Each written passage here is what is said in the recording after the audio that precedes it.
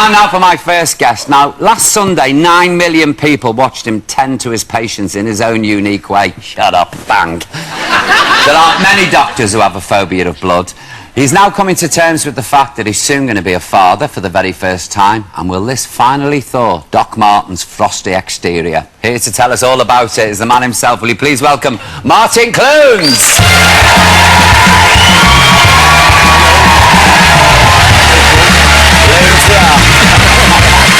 You're all right, Martin? Very good, thank you, very good.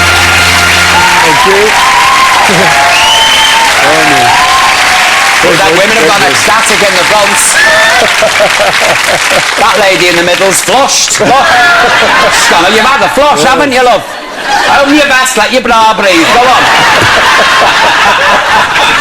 What do you think of Bullseye? I saw you in makeup in Love. It's just gorgeous. Isn't he gorgeous? Yeah, why isn't he out here? We do it in rotors, you see. Oh, I see. So, you know, the boss doesn't get jealous. Yeah. He'll do Cho Buster. So, oh, I see. Yeah, but he's a cutie, isn't he? Delicious. I think he's going to be a cracking little dog. Do you think he might be a bit Patterdale? Do you think so? Did you meet the mum? You met the mum, didn't you? No, she's in prison. No, I'll tell you what he was the runt of a litter of 9, and that's why he's got all those little scars on him, because they beat him up, they all attacked him. And of course, me being a mug, you know, and they're all screaming at me, take him home, take him home. A couple of refugees came in, they'd all shout, take them home, I would. But I couldn't resist him, you know, could you have resisted him? No. If you did this job, you'd have about 300 all dogs. every week, yeah. Do you know Doc Martin, when I watch it, I think he's not the kind of doctor I'd want to visit me when I was on my deathbed. Because he'd say as he was leaving, put a pillow over his face. Yeah.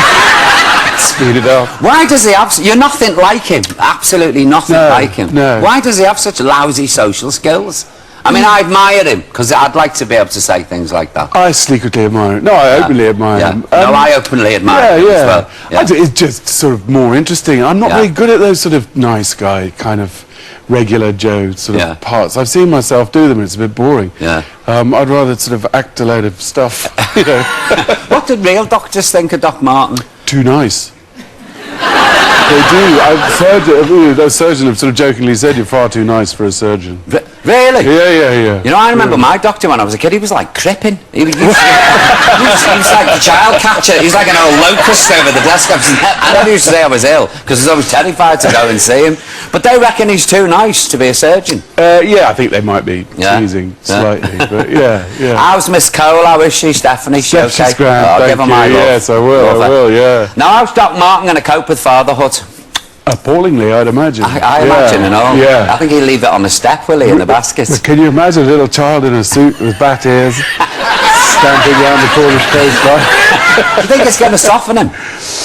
I hope not. There goes our premise, yeah. And why didn't he marry Louisa at the end of the series? Well, neither of them felt it was going to be a good idea, but they're kind of linked. Yeah. You know, they dig each other. He loves her to pieces. Yeah. But just doesn't know how. He needs somebody to come in and tell him. He needs a good slap. He does. Can't I come in as a guest? And slap, yeah, and then go. Martin, go, man. He's got another woman in his life, hasn't he?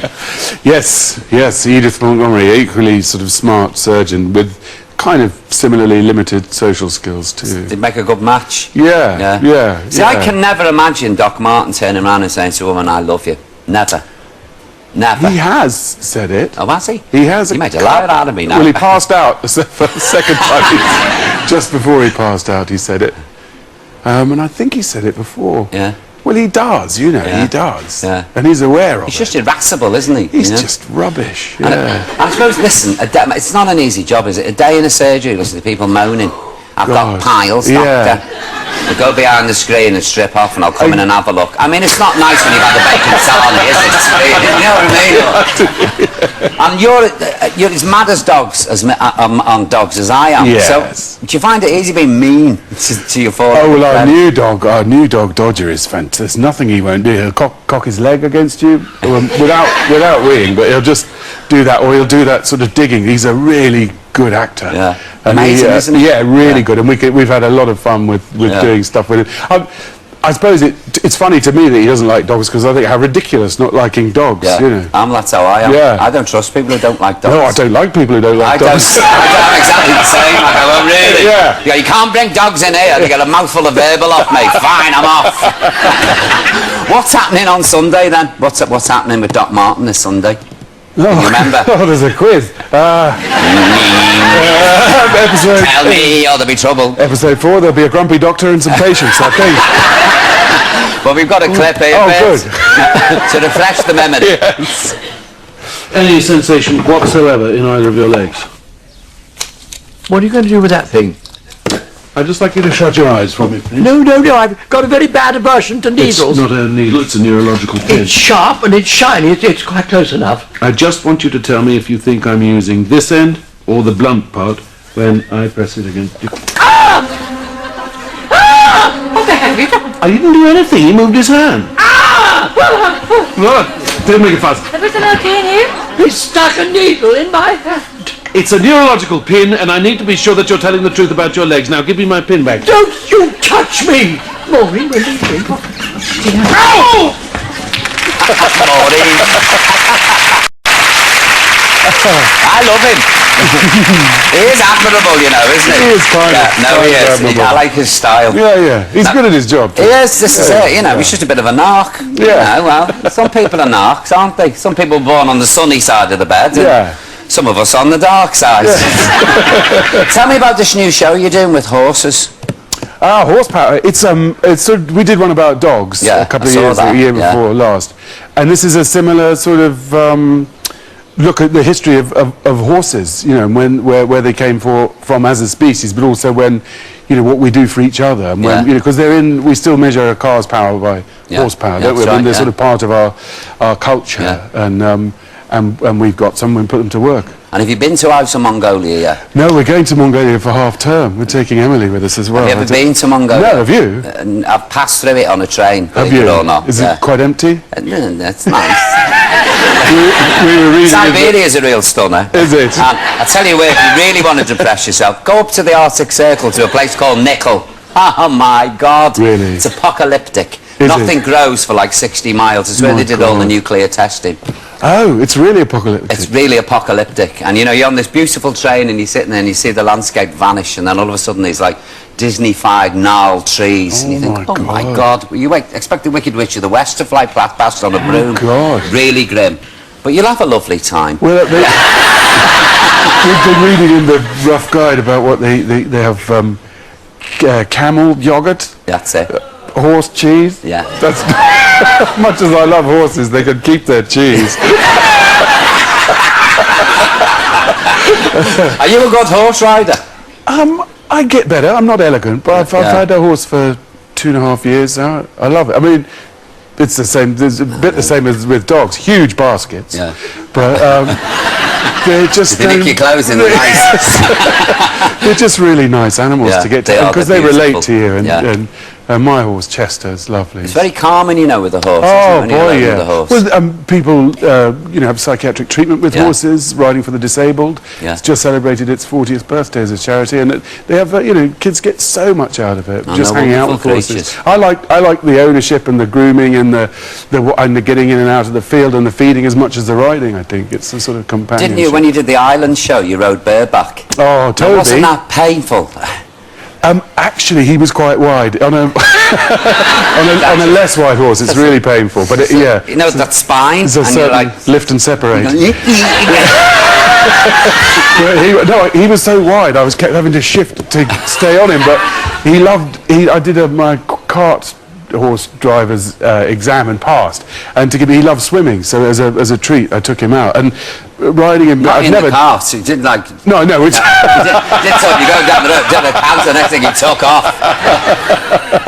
No, but it was quite magical. I'll never forget that. Never. What's the special event you've got coming up at the Albert Hall? This is the Born Free Foundation's Wild and yeah, go Live on Saturday, November the 14th. Who, you know about Born Free? Yeah. You all know about the Born Free Foundation, don't you? They broker money, they help save animals which are in need of saving as much as ever. It's fantastic. Brian Adams is going to play. supported by Ronnie Corbett. No. I've got a thing, a text I've got, because there's so many brilliant. Joanna Lumley, me, Brian Amridge, Mattia Buena, I should have worn my glasses, Rolf Harris, Graham Norton, Gabriella Chimi, and Karen Hardy, Tony Mortimer, Kiki D.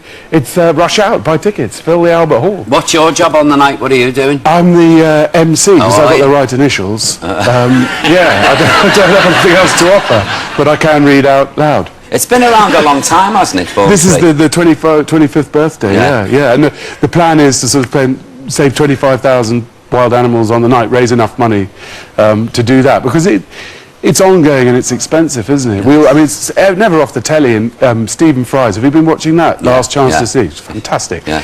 And it's up, you know, we're all concerned about the plight of animals, but the people who are saving them need the dosh. Exactly. So that's what, that's what Born Free do. Oh, that's a good cause. Yeah, it's going to be a great night. Come on. Are you going to come? Why don't you bring Lily back? Yes. Come on. Around, Martin. Bring her back, set her free. She's bricked up in a convent as we speak. The Mother Superior bricked her in a chimney. She's got a gap this big. Around and feed the corned beef sarnies, and that's it.